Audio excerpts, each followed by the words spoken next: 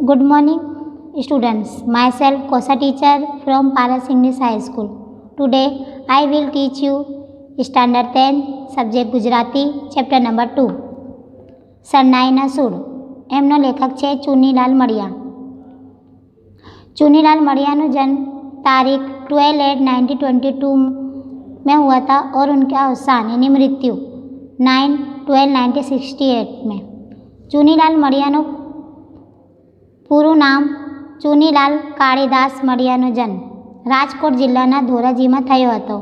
તેઓ વાર્તાકાર, નવલકથાકાર અને નાટ્યકાર તરીકે પ્રસિદ્ધ છે. ઘુઘવાતા, શરણાઈના સૂર, પદ્માજ, ચંપો અને કેળ, તેજ અને તિમિર તેમના વાર્તા સંગ્રહો છે. વ્યાજનો વારસ, વેળાવળીની છાયડી, લીલુડી ધરતી, ભાગ 1 અને 2, ઇન્દ્રધનુષનો 8મો રંગ એમની મહત્વની નવલકથાઓ છે. રંગતા, વિશ્વમોચન, રક્તતિલક એમના એકાંકી સંગ્રહો છે. સંપાદન અને અનુવાદ ક્ષેત્રે પણ તેમનું યોગદાન રહ્યું છે. તેમણે રણજીતરામ સ્વર્ણચંદ્રક પ્રાપ્ત થયો છે. આ વાર્તામાં વર્ણન લગ્ન પ્રસંગનું છે, પરંતુ મૃત પુત્રીના સ્મરણ સાથે જોડાઈને કેવું કરુણ બની જાય છે એનું હૃદય સ્પર્શી આલેખન થયું છે. જાનવાળા માને છે કે વધુ પૈસાના લોભમાં રમજુ મીર શરણાઈ વગાડી રહ્યો છે, પરંતુ એ શરણાઈના સૂર દ્વારા પિતૃ હૃદયની ગમગીન એકલતા અને વેદના પ્રગટ કરી રહ્યું હતું. અંતે રમજુ દાદામાં મળેલા બધા પૈસા ગૌરીને ભેટ તરીકે આપી દે છે. ત્યારે વાર્તામાં મોટો વળાંક આવે છે. કન્યા વિદાય ગૌરીની છે, પણ રમજુ માટે પોતાની પુત્રી સકીનાની બની રહે છે. મૃત પત્નીની કબર પાસે રમજુ મીરની શરણાઈની એ છેલ્લી શરૂઆત હતી. ત્યાં અંત પામતી वार्ता करुण रसनी वार्ता बनी रही है।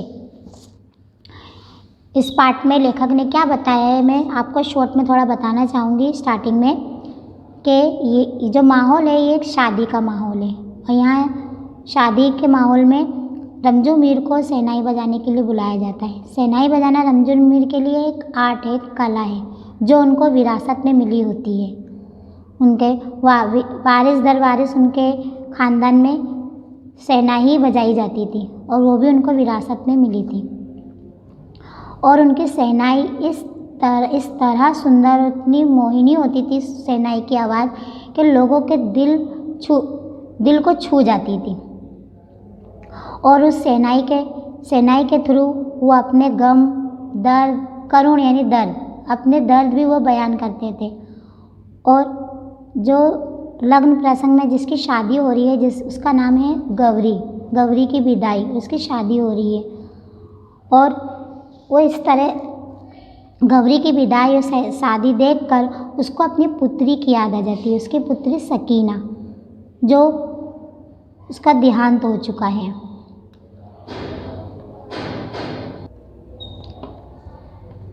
रमजू मीर की शहनाई वो इस तरह से बजाता है कि लोग ये समझते हैं कि वो पैसों की लालच में बजा रहा है, पर लोग ये नहीं समझते कि वो अपना गम, अपना दर्द वो बयान कर रहा है। और इसी तरह वो बजाते बजाते लास्ट में वो कब्रिस्तान अपनी बीवी की कब्र के पास चला जाता है और वो उसकी आखिरी शुरुआत रहती है, यानी वो आखिरी बार उस शहनाई बजाता है और फिर वहीं पे उसकी मृत्यु हो जाती है। चलो હવે આગળ પાઠ बढ़िए। માંડવો વધવાઈ ગયો, ગોત્રીજ પાસે પગે લાગડું પતી ગયું, ઘરને દોડલે વરઘોડીએ કંકુના થાપા પાડી દીધા, જાનને શીખ દેવાઈ ગઈ, દરમાદાને લંગોતરી ચૂકવાઈ ગયા, વેવાઈઓ એકબીજાને વહાલપૂર્વક ભેટી લીધા, રમણ દીવડો પેટવાઈ ગયો, કવર કન્યા માફાળા ગાળામાં ગોઠવાઈ ગયા, સામેથી આવતી પણિયાળીની શુભ શકુન સાંપડી ગયા અને ગાળાનું પેંડું સિંચાઈ ગયું અને ડોસા રમજુ મીર શરણાઈનો સૂર છેડ્યો, ઢોલિયો ઢોલ પર દાંડી પાડી, સુહાગણો ગીત ઉપાડ્યો અને ગૌરીની જાન ઉગલી ગઈ। ગામની સૌ સાંકડી શેરીમાં કોઈના ઘરની પછી કોઈના કરા સાથે ધક્કો અફડાવતો ગાળું માંડ કરીને શેરી સોસરવું નીકળ્યું તો મીરની શરણાઈ સાંભળીને આજુબાજુના બેરાએ વર રાજાને જેવા એકઠા થઈ ગયા હતા। લાજના લાંબા ઘૂંઘટમાંથી જોઈ શક્યા એટલું ઝીણી નજરે જોઈને તેઓ કહેતા હતા, यहाँ पे लग्न हो गया है। उसके बाद की जो रस्म रिवाज होते हैं वो हो रहे हैं कि बड़े बुजुर्गों का आशीर्वाद लेना, कंकु का थापा यानी कुमकुम का थापा लगाना, और जो भी लेना देना होता है बारातियों को वो भी हो गया। और जो वेवाई होते हैं यानी संतान लोग होते हैं, एक दूसरे को भेंट देते, तोहफा देते, एक दूसरे से प्यार से गले मिलते हैं। रमण दिवड़ो एक दिया होता है जो कन्या की माँ उसको लेके बारात के आगे चलती है। वर कन्या माँ फाड़ा यानी एक बैलगाड़ी होती है जो चारों तरफ पर्दे से उसको कवर किया जाता है और उसके अंदर वर कन्या को बिठा के वहाँ से उनकी विदाई होती है। और जब वहाँ से गाड़ी विदाई होती है गाड़ी की, तो सामने से ऐसा उन लोग मानते हैं कि अगर एक पनिहारी यानी पानी भरती हुई कोई भी लड़की या औरत अगर सामने से अगर दिखाई दे दे तो वो उनके लिए बहुत शुभ शकुन होता है, अच्छा मानते हैं। अने गाड़ानु पेंडू यानी पहिए के नीचे जो है नारियल रख के और वहाँ से गाड़ी स्टार्ट होती है। और रमजू मीर जो है सरनाई का सुर छेड़ते हैं यानी सरनाई बजाना स्टार्ट करते हैं। ढोलियों ढोर पर दांडी पाड़ी यानी ढोल भी बजने लगते हैं। और जो सुहागन जो होती हैं वो गीत गाना स्टार्ट करती हैं और फिर वहाँ से बारात स्टार्ट होती है। गामड़ा गामनी है सब साकड़ी शेरी माँ कोई न गए यानी गांव से गुजरती साकड़ी शेरी यानी एकदम पतली गली में से होते हुए बारात जो है इधर उधर धक्का खाते हुए मांड करी वहाँ से निकलती है। और सरनाई और मीर जो है सरनाई बजाते रहते हैं। और जो आजू बाजू के जो क्या कहते हैं लोग होते हैं वो वर राजा को देखने के लिए बाहर खड़े हो जाते हैं। लाज का लांबा घूंघट यानी जो बहुएं होती हैं, पहले के ज़माने में लोग ज़्यादातर घूंघट करके बाहर आते थे और वो देखते थे। आ बुधर मेराई नो जमाई, ये तो बुधर मेराई का जमाई है, गौरी नो वर है। हाथ में तलवार लईने क्यों बैठो छे, हाथ में तलवार लेके वो कैसे बैठा है। नाका ऊपर नियम मुजब मेघो ढोलो दाद लेवा आड़ो फरीने ઊભો હતો। રમજુએ પર શ્રવાસ ઘૂંટીને શરણાઈ દબાવી कन्या पक्ष स्त्रियों गीत उपाड़ियो। नाका यानी चार रस्ते पर सब लोग नियम मुजब यानी नियम के प्रमाणे वहाँ सब खड़े हुए हैं। और रमजू मीर जो है वो अपने श्रवास घुटी ने शहनाई बजा रहे हैं। और कन्या पक्ष की जो स्त्री है वो भी गीत गाने स्टार्ट कर दिए हैं। कन्या पक्ष की स्त्री जो है गाना स्टार्ट करती है। आ दस पीपड़ो आ दस दादना खेतर। वर पक्ष ने जनेड़ियों सामने गीत मांडियो यानी जो दुल्हे की तरफ से जो होती है उनके सामने गीत गाना स्टार्ट करती है। खोलो गौरी बाई घूंघटो जुओ सासरिया न रूप, एक राणो ने बीजो रजियो तीजो दलीनो दीवान। ગીતોનો સુર વધારે વેદાગ હતા કે શરણાઈના એ નક્કી કરવા શ્રોતા માટે મુશ્કેલ બની રહે છે। यानी गीतों का सुर यानी गीतों का जो सुर ज़्यादा अच्छा था कि शरणाई का। श्रोता यानी पब्लिक ऑडियंस जो भी अपने कह सकते हैं या बाराती जो आए थे उनके लिए ये इम्पॉसिबल था कि दोनों में से किसको ज़्यादा अच्छा माने कि दोनों में से क्या अच्छा था। चलो आगे। मीरनी शरणाई એવી તો રમઝટ જમાવી કે વરના બાપ પણ એના રસવાદમાં દાદ આપવાનું વિસરી ગયા। પરિણામે ગીતોને ઢોલ શરણાઈનો સારી વાર સુધી તાસીરો જ બોલી રહ્યો। આખરે જ્યારે વરના બાપનો હાથ કોથળીમાં ગયો ને રમજુના હાથમાં પાવલી પડે ત્યારે એણે પીઠ ફેરવીને જાન આગળ ચાલી। यानी मीर ने अपनी शहनाई जो है इस तरीके की बजाई कि उसकी रसवाद यानी दाद देने के लिए, शाबाशी देने के लिए जो वर का जो बाप रहता है वो भी भूल जाता है। और परिणाम ये होता है कि गीत भी चालू रहते हैं, ढोल ताशे भी बजते रहते हैं और शरणाई भी चालू रहती है।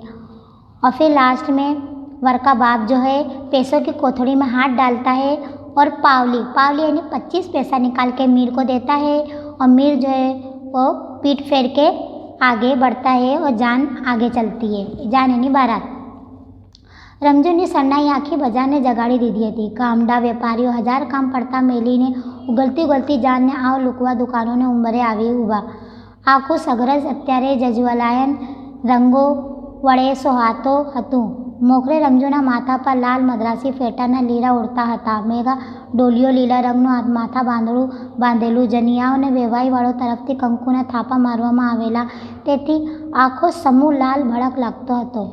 હીરભરતના ઝૂલે ને શીંગડીઓ વડે સળગારેલા બળદ સાવ જુદા જ તારી આવતા હતા. ગાળામાં બેઠેલા વરરાજાનો જરિયનજામો, એમના હાથમાંની તલવારનું રંગીન મિયાન તેમજ કન્યાનું પચરંગી પટોળું એક વિશિષ્ટ રંગસૃષ્ટિ રચી જતા હતા. એમની પાછળ વિદાય ગીતો ગાતી સુહાગણો આવનવા पटकूड़ों तो रंग मेड़ो जोवा मरतो हतो। लेखक इस पैराग्राफ में बताए हैं कि रंजू मीर की जब सेनाई की बारात वहाँ से निकलती है सेनाई बजाते हुए, तो जो कामडा व्यापारी यानी जो काम करने वाले जो व्यापारी होते हैं, दुकान वाले होते हैं, वो सब जो है अपना काम छोड़ के बाहर आके देखने लगते हैं कि यहाँ से ये सेनाई बारात जा रही, सेनाई बजाते हुए बारात जा रही है।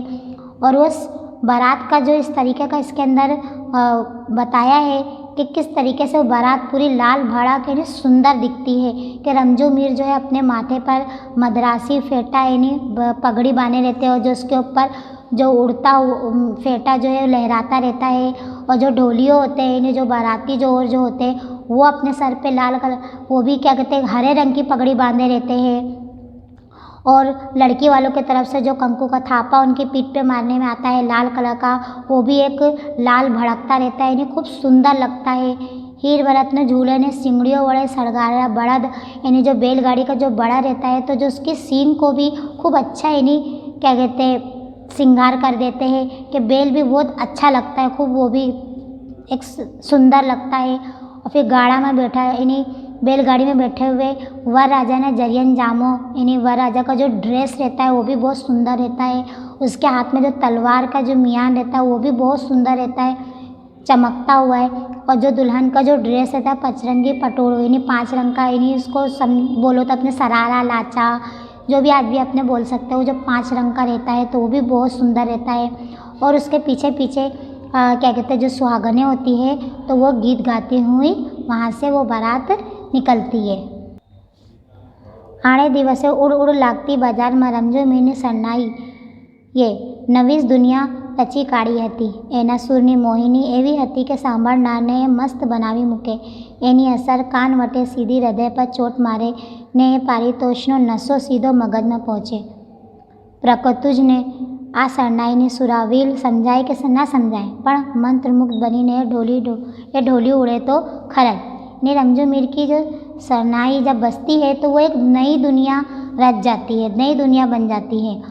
और उसके सुर की जो मोहिनी आवाज़ यानी वो इतनी मधुर होती है कि लोगों के दिल दिमाग पे असर कर जाती है और एक नशा हो जाता है कि उसकी शहनाई सुनने के लिए, चाहे उसका मतलब लोगों को समझ में आए या ना आए, मगर वो शहनाई सुन के वो मंत्र मुग्ध हो जाते हैं, एकदम उसमें तल्लीन हो जाते हैं। भर बाजारे ચોગનમાં ઊભીને રમજોએ અડાળો ઉપાડ્યો હતો। એ ઉન્મત્ત ભરી તરજનું બંધારણ ભાગ્યે જ કોઈ લોકો સમજતા, છતાં એમાં રહેલો આનંદ અને ઉછરંગ, તોફાન અને મસ્તી શ્રોતાઓ મળી રહ્યા।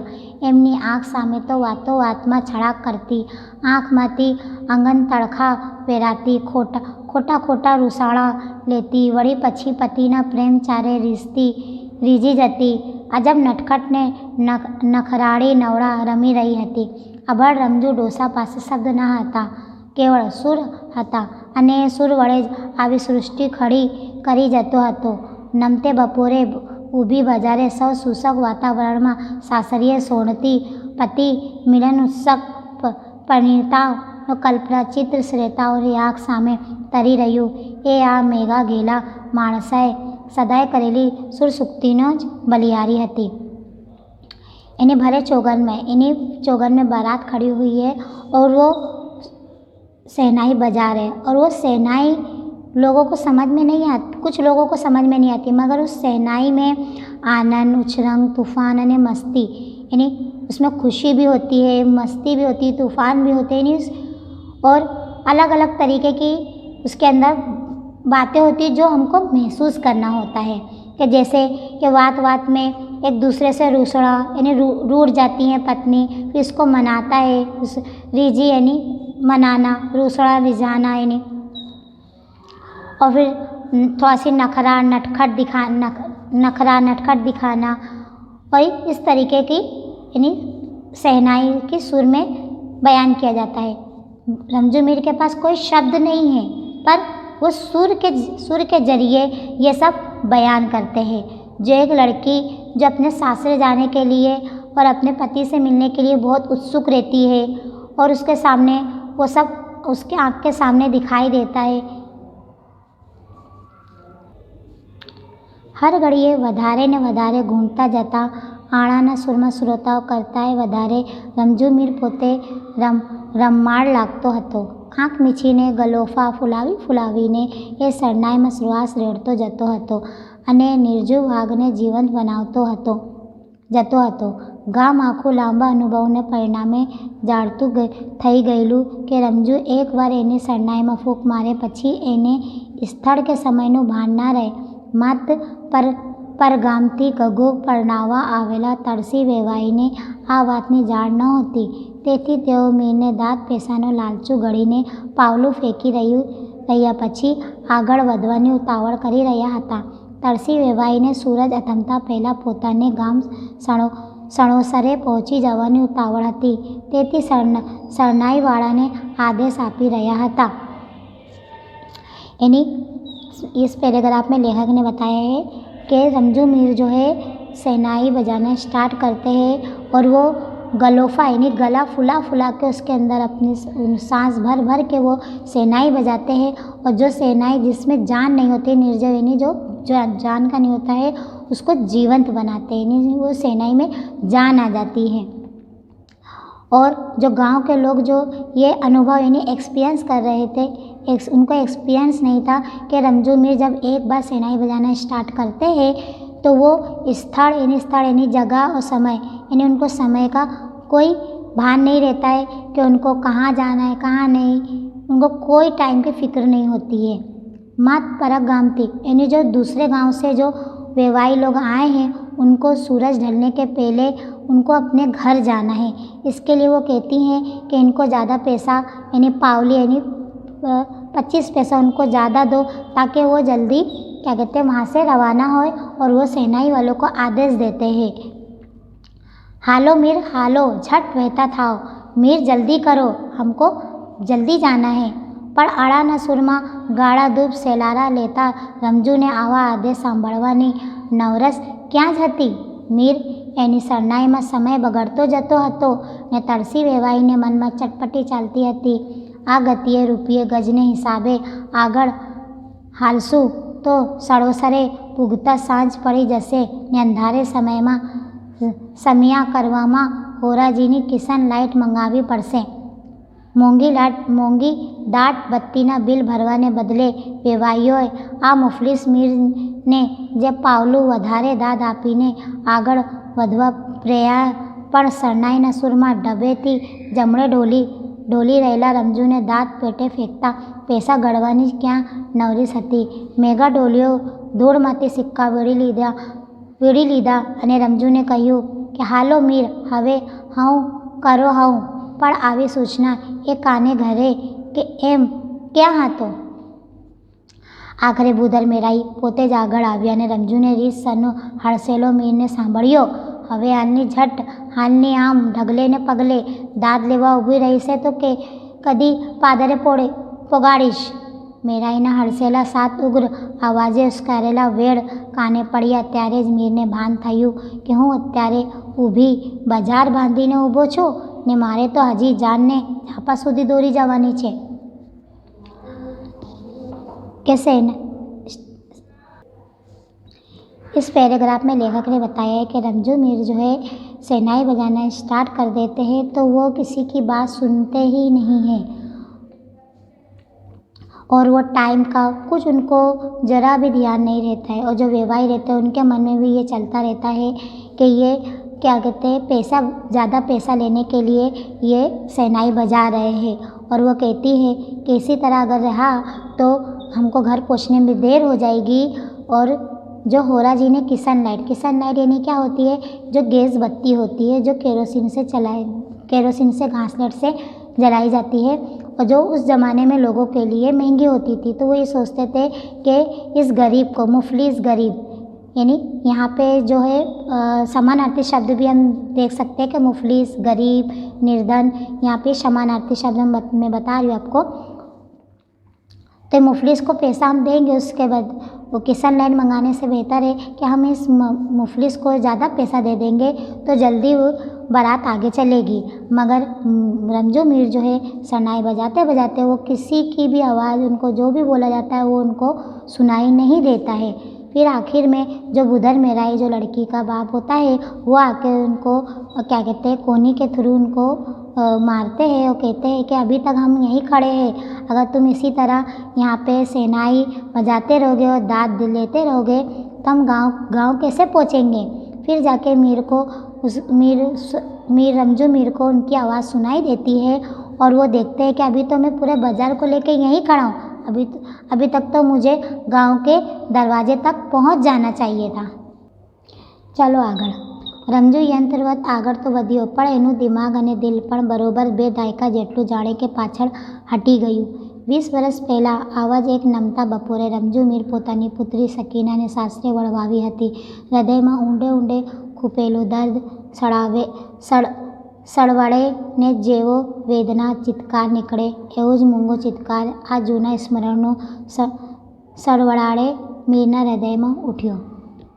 रमजू वहाँ पे रुक तो गया, लेकिन उसका दिलो दिमाग जो है बेदायका यानी 20 साल पहले की याद में चला गया कि ऐसे ही दोपहर में क्या कहते हैं, वो भी अपनी पुत्री सकीना को सासरी यानी ससुराल भेजा था और हृदय में ऊंडे ऊंडे खुपेलू दर्द, उसके दिल में खूब दर्द भरा हुआ था और वो उसको याद कर रहा था। અને આપોઆપ એની શરણાઈનો સૂર બદલાઈ ગયો। અડાડો, ઉન્મદ અને ઉમંગ ઉસરી ગયો।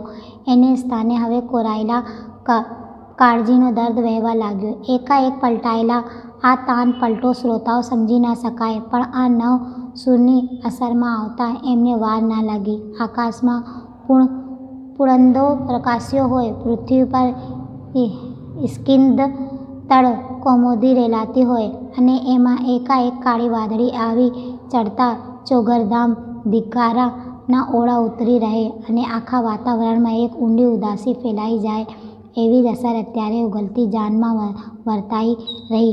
ઘણીવાર પહેલાં આનંદમાં ગુલતાન એવા જનિયાઓ સૌ મૂંગા થઈ ગયા। ગીત ગાતી સુહાગણો પણ જાણે કે શરણાઈની અસર તળે જ વધારે કરુણ વિદાય ગીતો ગાવા માંડ્યા હતા। इस पैराग्राफ में लेखक ने बताया कि शहनाई की सुर यानी शहनाई की सुर जो है वो क्या हो गई, चेंज हो गई। अचानक जो शहनाई गौरी की शादी की खुशी में बज रहे थे, अचानक वो दुख और दर्द में बदल गई।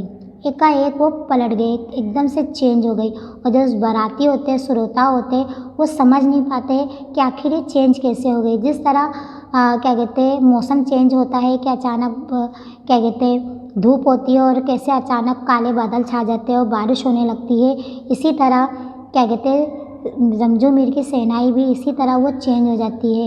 एक खुशी का माहौल जो एक उदासी के माहौल में चेंज हो जाता है और लोगों को कुछ समझ में नहीं आता है कि आखिर ऐसा क्यों हुआ। जो सुहागन जो खुशी के गीत गा रही थी वो दर्द भरे गीत गाने स्टार्ट कर दी। ચાલો હવે ગીત માંડ્યા। આછલા કંકુ ધોળ રે લાડી, આછલી પિયળ કાળવું, તારા બાપના ઝૂંપડા મેલે હોયા લાડી, તરસીબાઈને મેળ્યું દેખાડું। રમજુ ડોસા એની શરણાઈ વગાડવામાં અને પોતાના દિલમાં ભરેલી વેદના વ્યક્ત કરવામાં જ ગુલતાન હતો। છતાં આ ગીતોમાં ગાવતી વેદના વશમાં વેળ અને કાને અથડાઈ જતા અને આપમેળે હૃદય સોસરે ઉતરી જતો હતો। પરિણામે એના સૂરમાં બમણું દર્દ ઘૂંટાતું હતું। અત્યારે ગૌરીના પિતા બુધર મેરાઈ પુત્રીની વિદાયને કારણે વિષાદ અનુભવી રહ્યા હતા, પણ તે અધગો વિષાદ રમજુ મીરના હૃદય પર છવાયો હતો। દિશા શૂન્ય એ કેવળ આદતને જોરે એકાએક દ્રશ્ય એની જામર મોતિયા વડે ઝંખવાતી આંખ આગળ તદાસ્ત થતું હતું। यानी जो गीत गाती हैं सुहागनें, ये गीत का असर रमजू मीर के दिल पे बहुत ज़्यादा होता है और उसको बहुत ज़्यादा दर्द होने लगता है ये गीत सुनते ही। और जिस तरह गौरी की विदाई का दुख जैसे उसके पिता यानी बुधर मेराई को था, उससे ज़्यादा दुख जो है रंजू मीर को हो गया था और उसके आँख से आंसू बहने लगे थे। भर जुआनी माँ दरबंग थैला रंजूने 2 વર્ષની માહી ઓળી બાળકીની માથા થવું પડેલે ઉજત નદીને હેડવાસને આરે રંજુએ બાળકી સકીનાને બળતોડિયા ધોયેલા દૃશ્યની શાહેદી આપી શકે એવા ઘણા ડોસા ઢંગરા તો ગામમાં હજી હયાત હતા। રંજુને આ દુનિયામાં 2 જ પાત્રો જોડે દિલ્લગી બંધાઈ ગઈ હતી। એક તો કુટુંબમાં પેઢી દર પેઢી વારસામાં મળતી આવેલી શરણાઈ અને બીજી મૃત પત્નીના સંભારણ રૂપે સાંપડેલી સૂરજમુખીના ફૂલ જેવી સકીના। તેથી જ એણે પોતાના દિલ દુનિયામાં ત્રીજો કોઈ પાત્રને પ્રવેશ કરતા ના હોતો દીધો। કોમના માણસોએ ફરી નિકાહ પડવાનો બહુ આગ્રહ કરવા છતાં જુવાન મીર પોતાના निर्णयમાં મક્કમ રહ્યો હતો। यानी भर जुआनी में यानी जब उसकी वाइफ का जब इंतकाल हुआ तो रंजू मीर जो है यंग था, ज़्यादा उसकी एज नहीं हुई थी और उसके गोद में 2 वर्ष की लड़की छोड़ के गई थी। 2 वर्ष की लड़की कौन थी? वो सकीना। रंजू मीर की ज़िंदगी में सिर्फ 2 चीज़ मायने रखती थी। एक जो उसकी जो लड़की थी और दूसरी जो है उसके कुटुंब में यानी ख़ानदान में जो वारसा में उसको मिली शहनाई। ये 2 के अलावा उसकी ज़िंदगी में और कोई चीज़ मायने नहीं रही थी। वही दोनों चीज़ उसकी दिल दुनिया थी और तीजा कोई भी नहीं था। और फिर जो कौम के लोग जो है उसको बहुत ही उसको आग्रह किए, बहुत ही उसको मनाए कि तुम दूसरा निकाह कर लो, पर रंजू मीर जो है अपनी लड़की के लिए उसने दूसरा निकाह नहीं किया। चलो આગળ। રંજુએ સકીનાને સગી માં કરતા સવાય હેતથી ઉછેરીને મોટી કરેલી। સકીના લાડકો તો લોકવાયકા સમા થઈ પડેલા માતા તેમજ પિતાને બેવડા વાત્સલ્યથી રંજુ પુત્રીના લાલન પાલન કરતો હતો। પોતે કોઈ વાર સૂકો રોટલો ખાઈને ચાલવી લે પણ પુત્રીને તો પકવાન જમાડે। પોતે ફાટ્યા તૂટ્યા કપડા પર 100 થીંગડા મારે પણ સકીનાને તો ફૂલ ફટાક બનાવીને બહાર કાઢે। ના નમાઈ પુત્રીને જરા પણ ઓછું ના આવે એની તકેદારી રાખવા માટે રંજુ એને અછોઅછ માના કરતો। इसमें लेखक ने बताया कि रंजू मीर जो है अपनी पुत्री का जो लालन पोषण उन्होंने खुद किया। क्या कहते हैं, वो सूखी रोटी खाते थे मगर हमेशा अपनी लड़की को पकवान पका के खाना पका के खिलाते थे, भले चाहे, और खुद जो है भले चाहे फटा पुराना कपड़ा या थिगला लगा के कपड़ा पहनते थे मगर हमें अपनी लड़की को हमेशा फूल फटाका खूब अच्छा तैयार करके रखते थे। यानी कोई भी चीज़ उसको कमी नहीं आने देते थे। इस तरह वो अपनी लड़की की लालन पोषण करता था। સકીના કાખમાં બેસવા જેવડી હતી ત્યાં સુધી તો રંજુ એને 24 કલાક પોતાની સાથે જ ફેરવતો હતો। કોઈના સમયામાં શરણાઈ વગાડવા જવાનું હોય તો પણ સકીના એની કોખમાં જ બેઠી હોય અથવા તો પિતાના ગળામાં હાથ પરોવી પીઠ પર બાજી પડી હોય।